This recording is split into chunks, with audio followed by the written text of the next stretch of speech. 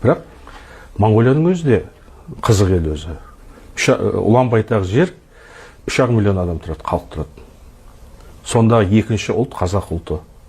Бірақ Құдайға шүкір, қазір табиғи өсімнің арқасында сол 90 жылдағы санына қайттан жетті Монғолияда. Енді оларды қозғаудың қажеті жоқ деп ойлаймын. Оларға ешқандай қазір мәселе жоқ. Баян-Өлгей аймағы өзім болдым, қандай керемет. Барлығы қазақша. Мемлекеттік қызмет, аэропорт, әуежай, мектептер, кітапхана, театр барлығы бар. Кәдімгі Қазақстанның бір облыс сияқты да. Осындай жағдайдан айылып қалмау керек та. Яғни неге бізде екі қазақ мемлекеті болмасқа? Біреуі Монғолияда, біреуі Қазақстанда.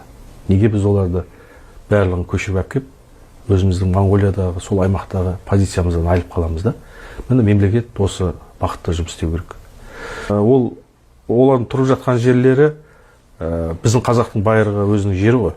Біз ол жерден кетіп қалдық, көшіп кеттік деген сөз, қазақтар көшіріп алдық деген сөз, ол жерді сол мемлекетке тапсырдық деген сөз ғой.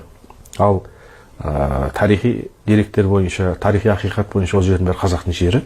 Ал қазақтың жері, ол қазақпен ғана қазақтың жері болады.